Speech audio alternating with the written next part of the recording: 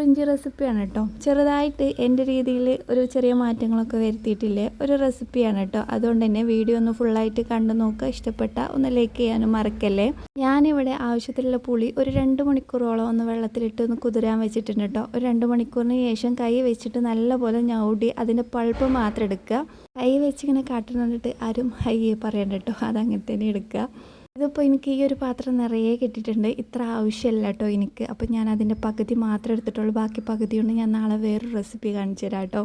നാളത്തെ റെസിപ്പി ഒന്ന് കാണുന്നുണ്ടെങ്കിൽ ചാനലൊന്ന് സബ്സ്ക്രൈബ് ചെയ്ത് ഇട്ടേക്ക് കേട്ടോ, എന്നാലേ അത് നോട്ടിഫിക്കേഷൻ വരുള്ളൂ. ഇനിയിപ്പോൾ എന്താ, ചട്ടി ചൂടാക്കുക, വെളിച്ചെണ്ണ ഒഴിച്ചതിന് ശേഷം അതാ കുറച്ച് ചെറിയ ഉള്ളി, കുറച്ച് ഇഞ്ചി. കാര്യമായിട്ടും പുളിഞ്ചിയിൽ ഇഞ്ചി നല്ലോണം വേണം. പക്ഷേ ഞാനിവിടെ പുളിഞ്ചി കുറച്ചേ എടുത്തിട്ടുള്ളൂ, ഉള്ളിയും കുറച്ചേ എടുത്തിട്ടുള്ളൂ കേട്ടോ.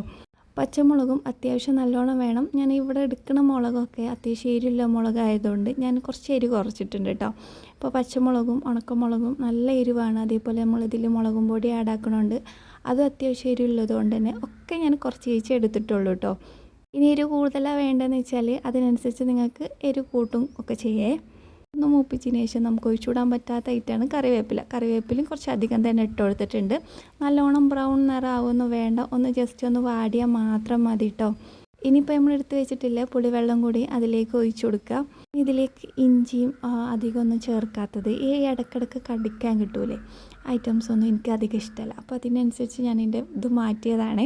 ഇഞ്ചി കുറഞ്ഞു എന്ന് വിചാരിച്ചിട്ട് അതിൻ്റെ ടേസ്റ്റ് കുറയൊന്നുമില്ല കേട്ടോ. ഇനിയിപ്പോൾ എന്താ, പാകത്തിന് ഉപ്പിട്ട് കൊടുക്കുക, മുളകും പൊടി ആവശ്യത്തിന് ഇട്ട് കൊടുത്തിട്ട് ഒന്ന് മിക്സാക്കാം. ഇതൊന്ന് തിളക്കണം കേട്ടോ. ആ സമയം കൊണ്ട് നമുക്ക് ചെറിയ വേറെ പണിയും കൂടി ഉണ്ട്.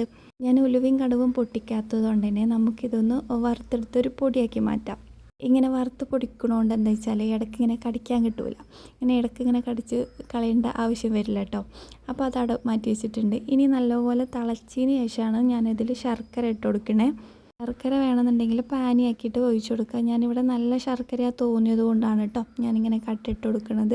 അല്ലാന്നുണ്ടെങ്കിൽ പാനിയാക്കി ഒരു അരിപ്പ് വെച്ച് അരിച്ചതിന് ശേഷം മാത്രം ഇതിലേക്ക് ഒഴിച്ചു കൊടുക്കുക. ഇനിയാണ് ഇതിൻ്റെ മെയിൻ പ്രോസസ്സ്. ഇങ്ങനെ ഇളക്കിക്കൊണ്ടേയിരിക്കുക, കൈവിടാതെ ഇളക്കൊന്നും വേണ്ട. ഇതിൻ്റെ ഈ ശർക്കര ഒന്ന് ഉരുകി വരുമ്പോൾ അത്യാവശ്യം നല്ല വെള്ളമായിട്ട് വരും അതേപോലെ. അതുവരെ നമ്മൾ അങ്ങനെ കിടന്നോട്ടെ. ഒന്ന് കുറുക്കി വരുമ്പോൾ മാത്രം ഒന്ന് കൈയിടാതെ ഇളക്കി കൊടുത്താൽ മതി. ഏകദേശമൊക്കെ ഒന്ന് കുറുകി വന്നപ്പോൾ ഞാൻ പൊടിച്ച് വെച്ചിട്ടില്ല കടുക് ഉലുവയും ആ പൊടിയും കൂടി ഇട്ട് കൊടുത്തിട്ടുണ്ട് കേട്ടോ. ഇതിപ്പോഴാണ് നോക്കുന്നത്, വീഡിയോ എടുത്തത് ശരിയായിട്ടില്ല തോന്നുന്നുണ്ട്. എന്തായാലും അത് ഇട്ട് കൊടുത്തിട്ടുണ്ട്. അത് ഇടുമ്പോഴാണ് ഈ പുളിഞ്ചിയുടെ ഒറിജിനൽ സ്മെല്ല് അങ്ങോട്ട് കിട്ടുക. അപ്പോൾ ഇനി എന്താ, ഇനി ഒന്നും കൂടി ഒന്ന് കുറുക്കിയെടുക്കണേ. വെള്ളം വറ്റി ബബിൾസ് പൊട്ടണ പരുവാകുമ്പോൾ ഫ്ലെയിം ഓഫ് ചെയ്യുക. ചൂടാറുമ്പോൾ ഒന്നും കൂടി തിക്കായിക്കോളും. അപ്പോൾ ഇന്നത്തെ ഈ റെസിപ്പി ഇഷ്ടമായിക്കണമെന്നുണ്ടെങ്കിൽ എന്തായാലും ലൈക്ക് ചെയ്യുക. അപ്പോൾ അടുത്ത റെസിപ്പി ആയിട്ട് വീണ്ടും കാണാം.